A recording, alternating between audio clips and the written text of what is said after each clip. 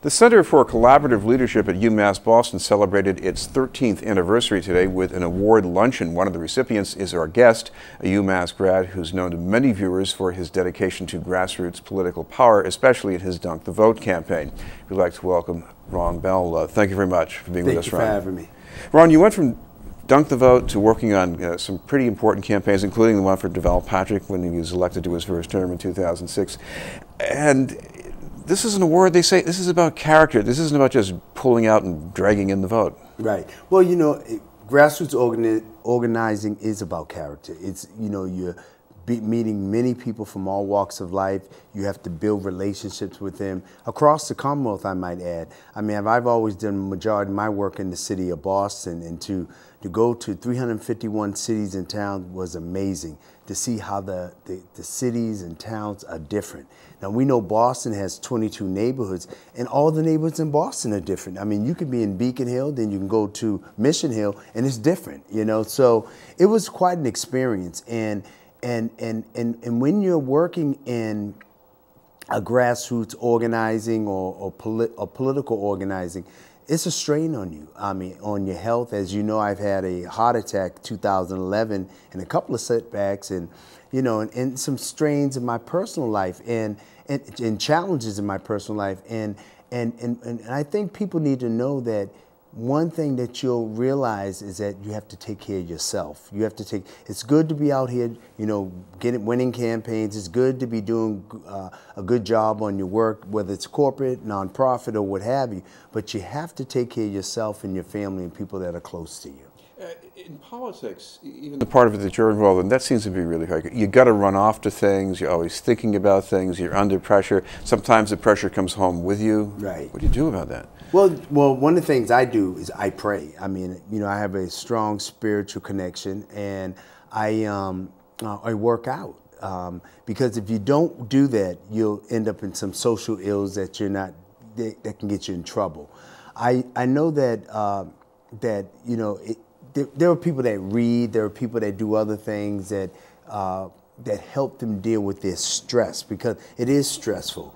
And you never turn it off. It's hard to turn it off, because if you're running a campaign in particular, or running a community center, which I did, you see people always. You can be in a grocery store and somebody asks you for a job. You could be at a movie theater and somebody asks you about a problem that they're having at their home. So it's really hard to turn it off, and you have to get that space where you're able to help yourself.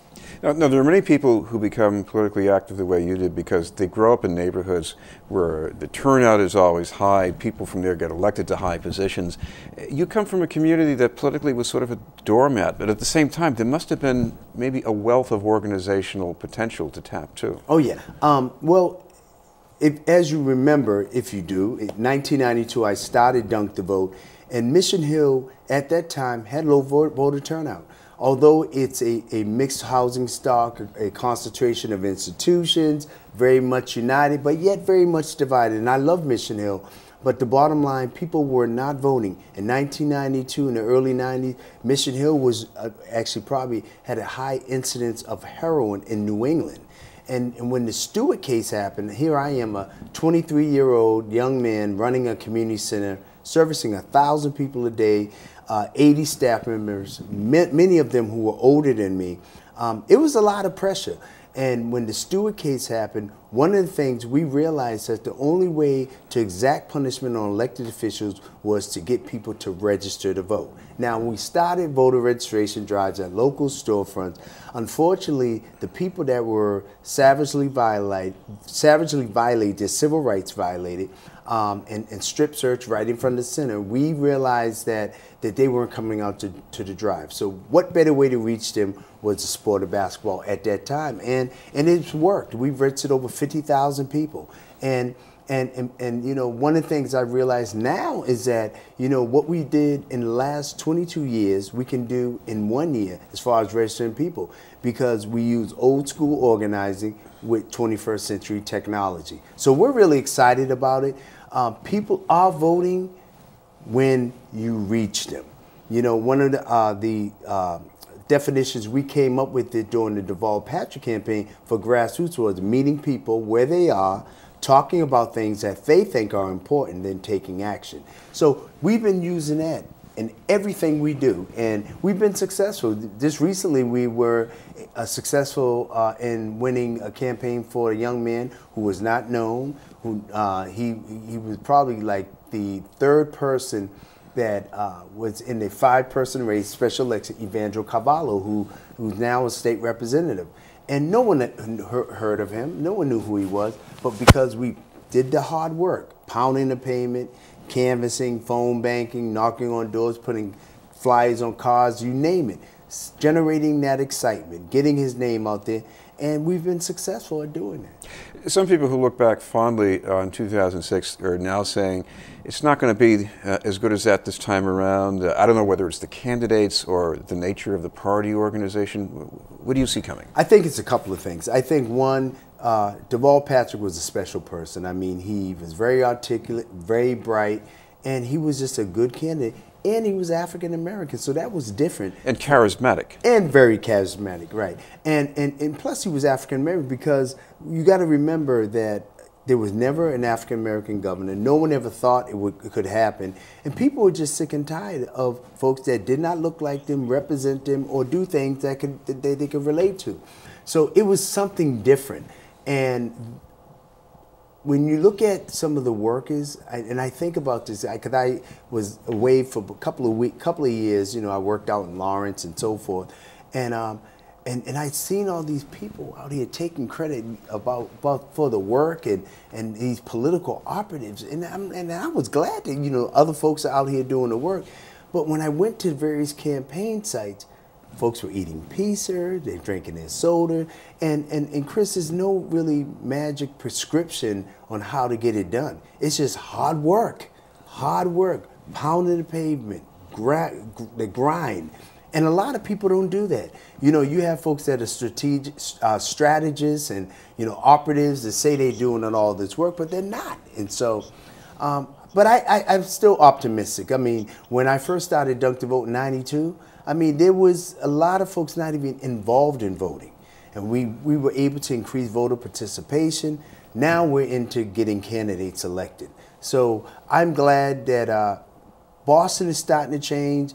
I'm glad to be back on the ground working in the city of Boston and to really get other young people involved in the political process.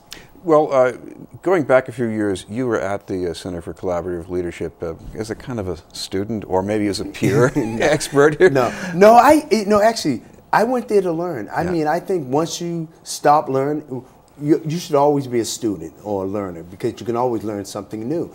And in 2005, I was a student in the Emerging Leaders Program, which is a collaboration of the nonprofit, for-profit, communities, corporate America, and what we do, we come together for 1 week of orientation to tell about the program, hearing various speakers, and then we meet once a month, and we get trained in areas of media, you get trained in partnerships and collaborations and leadership skills. And I think one of the major components I got out of the leadership program was that there's a major disconnect between our elderly leaders and our emerging leaders. And to make that connection, you know, when I went in the governor's office, folks would return my phone calls. But before I did, and I was not a part of the Emerging Leaders Program, people did not call you back. I mean, and I don't, for many reasons. It could be because they're too busy or they just don't know who you are. But when you start to get the connections and the Emerging Leaders Program, what it did for me, it was able to connect with leaders such as Ralph Martin, Hubie Jones, and other established leaders in our city, Reverend Ray Hammond and others. And it was really good to hear some of their experiences. I think one of the problems, Chris, is that we don't share our experiences. Everyone thinks that you make it in life and everything's just fine and dandy, and then, you know. I have a little time, one more question. Sure. How's it feel getting this award now?